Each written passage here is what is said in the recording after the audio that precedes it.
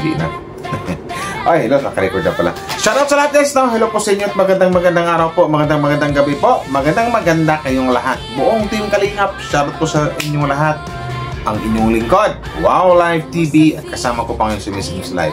So another reaction po ang gagawin po natin ngayon, no? About dito sa mga, magbigay lang tayo ng mga POV or something like na, kasi ang i-react naman yun ni Wow Live about dun sa, sabihin natin basher ng IDC, kasi IDC po ang react namin ngayon. Although hindi naman siya kumbaga hindi naman siya something like na mga sinasabing below the belt, wala namang ganun. So sasagutin lang natin in a good way, in a nice way. So yun lang yun. Pero bago tayo magsimula guys, happy birthday ulit kay Kuya Val Santos Matubang, and shoutout sa lahat ng Team Kalingap dyan, no? Suportahan po natin guys, siyempre ang naman ng Kalingap, Val Santos Matubang, Kalingap Prab, Atid na Vlogs, Jack Tapia, sa lahat ng mga Kalingap reactors, at siyempre don't forget to support sa lahat din ng mga Kalingap charity vloggers. At maraming salamat sa mga nakasuporta kay Wow Live TV, sa mga Insignians, at saka kay Miss M's Live. So ito na nga, about to sa upload niya, hindi ko nang i-play siguro dito. Sa upload, I think upload to ni GP Aledio, na may nag-comment doon, dito comment na hindi naman siya below the belt, pero kung mapakinggan nyo to, kahit kayo naman siguro or something like na mabasa nyo, makapagsagot din kayo. So si Miss Imslet na yung magbasa sa inyo, pero bago siya magbasa, syempre magbati-bati mo na yun. So, hi guys! Good evening sa inyong lahat. Alam ko sa mga EDC fans, okay naman kayo dyan. Ayun pala, bili na kayo ng sabon. Bili kayo ng sabon Wow Live. So, siningit ko lang. Ayun, salamat po pala sa mga umu-order din ng ating sabon. Sana mahiyag kayong lahat. And maramdaman niyo yung sabon natin kasi ang ganda-ganda talaga. Thank you so much, Lord. Anyways, itong comment na to, nabigyan namin ng point of view ni Wow Life ngayon. Actually, we have 2 comments. And ito yung first.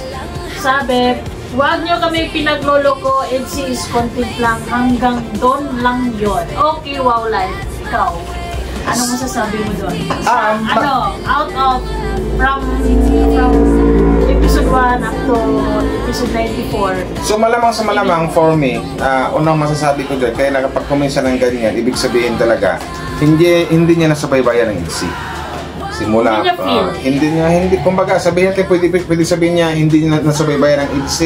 Pangalawa, pwedeng hindi niya feel ang EDC. Pangatlo, kumbaga, parang wala sa kanya ang parang hindi niya type or hindi niya tipo ang EDC love team, kaya nakapag-comment siya ng ganyan. So, ayun, sige, sagutin natin ng maganda, in a nice way. Okay. Nandun sa pagsasabi mong ano yung sabi niya ulit? Na huwag na kaming pinagluloko dahil lang EDC is for the content only.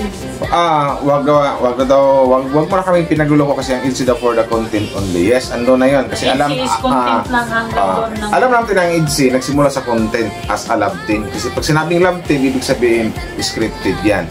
Diba? Pero habang tumatagal kasi ang EDC, nararamdaman namin at mismong something like na narinig na rin namin sa kanila o ramdam namin na galing mismo sa kanila na something like na special na yung pagtitinginan nila sa isa't isa.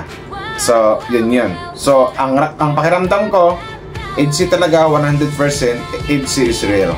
Kaya tama yung mga sigaw ng fans na EDC is real, EDC is love. So sabing pinagluloko, wala po, kasi wala pong niloloko dito ang EDC.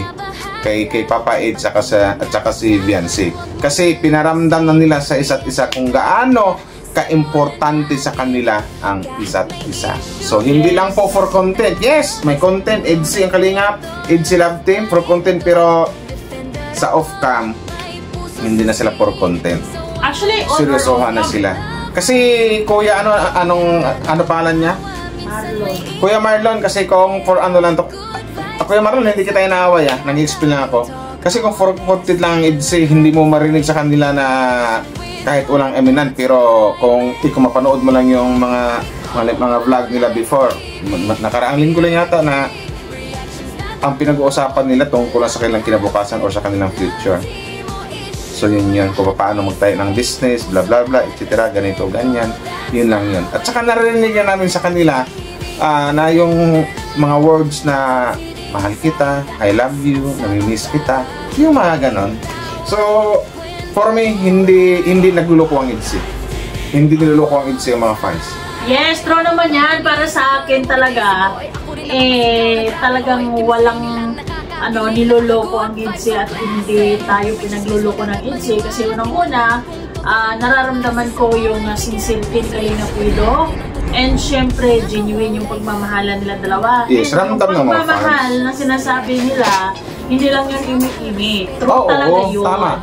Diba? So, tsaka ano yung Wow Life hindi, unang-una, pwede ko rin idugtong dito sa sinabi ni Miss M's Life na hindi nagluloko ang ITZY sa mga ito ganyan. O sabihin, pinagluloko yung mga fans. Walang gano'n. Kasi unang-una dito, Boss Marlon, hindi ba Marlon yung name niya? Ito na yung isipin mo, hindi mag-i-effort si Ido na maghatid sundo before kay Viancy kung talagang for content lang sila, unang-una na yun. Pangalawa, hindi kagastos si Kalingap Ido doon sa promise ring na siya mismo ang bumili sariling pira niya kung for content lang ang ITZY. Yan po ang tandaan niya. Minsan kasi, kailangan mo i-feel yung love team, kung totoo ba ito or eme-eme lang. Pero kung sa una pa lang, talagang hindi mo na sila bet, pagkakita mo lang sa pagmumukha ni Viancy or ni Kalingap Ido, buwisit ka na.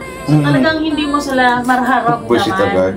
Hindi kasi may mga ganun low life na hindi mo talaga tipo yung tao, yung tipong pag wala naman silang ginawa sa'yo. Pero may mga tao talaga na hindi mo lang talaga bet, hindi mo lang talaga mararamdaman kung ano man ang mga bagay-bagay sa kanila. And ang kay Kuya Marlon, parang kulang si Kuya Marlon, may suggest ko lang sa'yo, hindi para ma-fail mo ang ITZY at saka hindi mo masabi na pinagluloko ang fans o masabi pinagluloko yung mga fans na etc. Gito, ganyan. Subukan mo intindihin yung bawat vlog ng ITZY. Kahit itong mga bago na, kaya nga intindihin mo, ramdamin mo, namnamin mo. Yan. Ganyan. Bilang isang lalaki, di ba? Kasi siguro naman, big deal kasi sa mga lalaki yung gumagawa sila ng hakbang o yung effort. Yes. Diba? Kasi kung wala yung mga yon, talagang eme-eme lang yun. Yes. Alam mo yung Kuya Marlon, kasi lalaki ka din. Alam mo naman nga, tayong mga lalaki, hindi tayo mag-i-effort kung wala tayong gusto sa babae. Hindi tayo gagastos ng ganito ganyan sa babae kung hindi natin gusto. I mean, Wow Life, may mga times naman na you did effort just to make pero hindi magtatagal yun. Pero doon sa effort na pinakita ni Ido sa atin at sa Viancy, hindi basta-basta effort yun. Matinding effort na nga ang ginawa na yan, di ba? It's love. Kasi kung for content lang, Boss Marlon, hindi kagawin ni Papa Edge yun sa Viancy. So masabi ko, it's love na yung ITZY. Kasi gumaganong efforts, sasabihin ko sa uli, yung pagkatid sundo na sobrang layo for how many months yun, tapos nagbili pa siya ng, alam nyo na, yung promise ring, hindi yung pira ng mga fans o mga pira ng mga sponsors.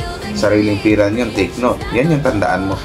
Alam natin mga lalaki yan, na gumagastos tayo sa mga mahal natin.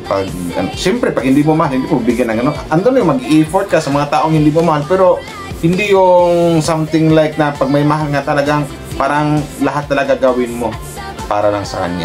Oh yes! Yun yun. Si Wow Life TV na nakaisip nun. Sino yung isang basher? Walang pinagluloko at hindi walang pinagluloko. It's his real, it's his love, and period. Yun lang yun. Basta Kuya Marlon, hindi kita binabasya kasi nagbago na ako. Basta sa akin Kuya Marlon, ulitin ko lang sinabi ni Miss M's Life ni Wow Life, ITZY is real. ITZY is real. Okay, sa pangalawang comment, sabi ni Regina, give time once your loved one. Loved ones sana. Not only your beneficiary, baka balang araw mawala na si Viancy sa'yo. Concern lang kami sa iyong relationship. What can you say? Baka nalimutan mo na ate, no? Anong name niya? Regina. Baka nalimutan mo na ate Regina, kakasabi ko lang kanina yung mga effort na ginawa ni Ido, di ba? Tsaka hindi na kasi sa dalawang tao nagmamahalan ate, andun na yung nagkakaintindihan sila. Give and take. Give and take lang. Kung nakita niyang pagod siya, wala nang di ba? Wag mo na hindi kasi alam ko parang si fans to, pero hindi siya I think more on lang din naman siya. Concern, ma'am, sa masasabi Concern na ko. siya. Oo. Dahil may mga fans din kasi talaga. Ay, sorry sorry sa sinabi ko ng words na basher. Kumbaga hindi basher to. Feeling ko, may mga fans din kasi na overprotective. Yun, overprotective. Do this. Baka wala sa'yo si Beyonce. But then, in reality, sa isang relationship kasi, I believe na wala perfecto. Yes. Pero in realidad kasi, mas naniniwala ako kasi sa give and take. Para sa akin, yung pagsundo ni Beyonce doon sa makikita niyo sa vlog ni Kuya JP, walang mali doon. Walang mali. Kasi ano lang naman yun, kumbaga, alam mo yun, it's part of Tsaka service or tama. pagmamahal din ni Beyonce. Tsaka iisipin natin, ang isipin natin dito ang isang Kalingap Edo, hindi yan tambay. Mahirap ang trabaho niya, scouter, napapagod din yan. Kung malay mo nga, wala pa kasi ata, nakatulog, diba? hindi pa dumating kasi si Kalingap Edo sa birthday na yun. Kasi something like naka-idlip siya, nakatulog. So, napag-desisyonan nila Grace at saka ni Beyonce, nasunduin na lang. And then, yun, hindi na sila nag-aabot kasi pumunta na rin si Kalingap Edo, dumating na rin sa birthday. So, kaya ate Regina, huwag kang mag-isip ng ganun. Kasi, yung ginawang pagsundo ni Beyonce, mas mahigit pa ang ginawa ni Edo niya kay Beyonce. Dati, napaghatid-sundo. Kaya huwag mong isipin na lagi nakapuo na din, nakaano sa beneficiary. I think it's good naman sa isang relationship, walang bilangan kayo sa kung walang bilangan, syempre. Because, you are building your relationship hindi lang for now, for the future tama. Diba? So, dapat talagang mag-work sa kanila yung give and take. Yung also give and take lang. Wala talagang issue kahit, for example, kahit si Beyonce galing sa kanila, tapos si Beyonce yung nasabi na pag-desisyon na yun, ay, dyan ka lang kasi ako na lang susundo sa'yo, diba? So, for me, it's sweet. Na hindi naman sa lahat ng pagkakataon na lalaki lang ang susundo, lalo na kung kaya mo. At saka lang yun, kumbaga something like nag-alala si Beyonce, bakit wala pa, anong oras na, bakit wala pa si Papa Eds, baka nakatulog yun kasi galing sa scout, sa pag-charity, baka nakatulog yun, napagod, tara sunduin na lang natin. So dapat doon parang ate kiligin na kayo, huwag nyong bigyan ng negatibong reaction yung mga di ba? It means totoo. Oo. Kasi kung hindi totoo ay bala ka, dumating. It means isang ibig sabihin, it means totoo ang IDSI. IDSI is real, IDSI is love. So yun. Pwedeng ikunik ko to doon sa isang nagsabi kanina na ang IDSI gito ganyan. Ang nagulo ko. Wala pong ganon. So dapat kiligin ka ate. Huwag mong bigyan na baka magsawa, babala, ganyan, mawala siya wala pong ganon ate. So yun. Kasi ang mga taong nakaramdam ng pagmamahal, gagawin lahat makasama niyo yung taong minamahal niya. So for that time siguro, nakatulog si Papa Eds kasi siyempre galing sa pagod, galing sa scout, sa pag-work, nagtatrabaho ang isang Papa Eds para sa future nila ni Beyonce. So siyempre, namimiss ng isa, nag-alala yung isa, bakit wala pa? So pinuntahan. So yun. So huwag nang bigyan ng mga negatibong imahinasyon, negatibong mga commit na issue ganito. Pero naiintindihan kita ate. For me, hindi ka basher, pero ando na siguro yung napaka-overprotective mo. Yun lang yun. Kumbaga, medyo ang layo na nang narating ng isip mo. Masyadong advance na. Sundo lang. Sabi mo naman wala yung tao sa kanya. No, di ba?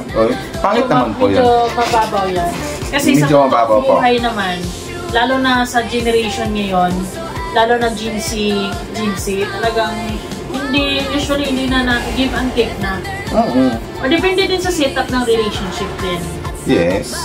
Depende yan sa dalawang tao kasi sila naman yung sa relationship. Depende yan sa tama yung sinabi ni Muslim Seth, depende yan sa relationship na kumbaga sa dalawang relasyon siguro ang nagmahal siguro ang babae lang, hindi ang lalaki. Bakit ko nasabi?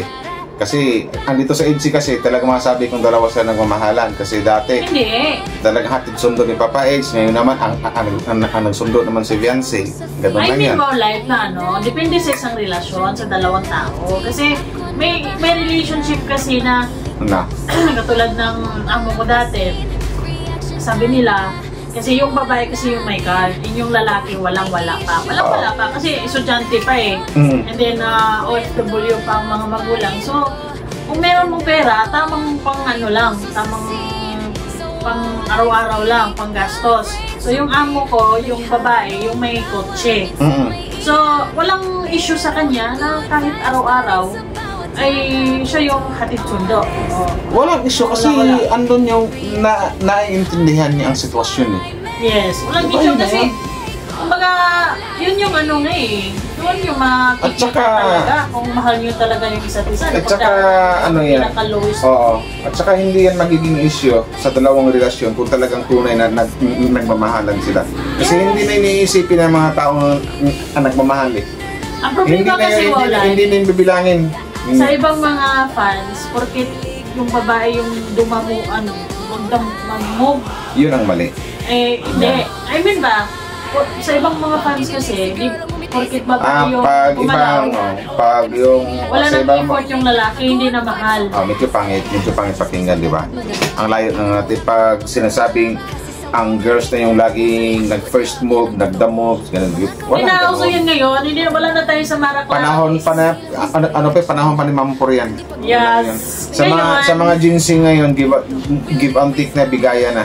Ngayon, usually, kaya nang ang babae, kaya na mag-lead.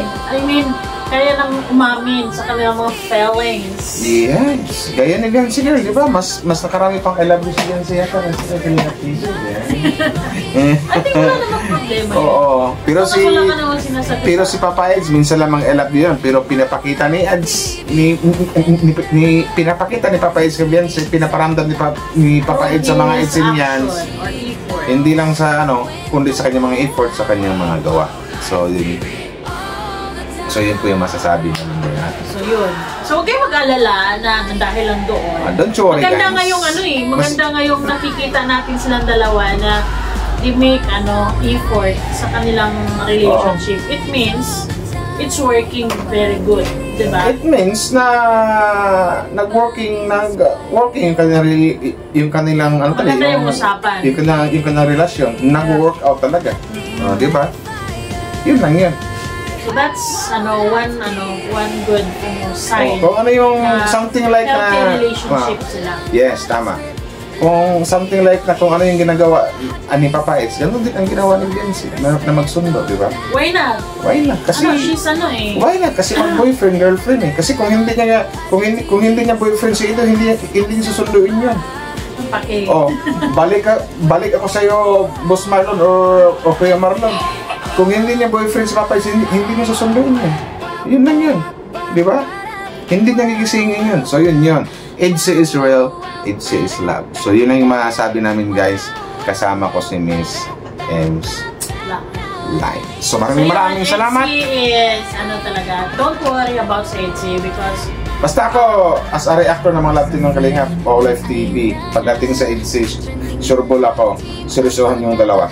Sure bull ako, for me, mayroon na silang, alam niyo na, basta for me, hindi ko natawag yung EDSI love team, EDSI couple yung tawag sa kanina. Ikaw ulit. EDSI is love. EDSI is love. So maraming salamat guys sa mga nag-like and share guys. Wow Live TV and Miss Ems Live. Thank you. Thank you. And comment down below kung masasabi niyo sa dalawang. Yung mga comment na mga ganda lang, huwag niyong awayin. I-try niyo din mag-explain doon sa kinontent namin. So maraming salamat po. Babosh! Oh yes.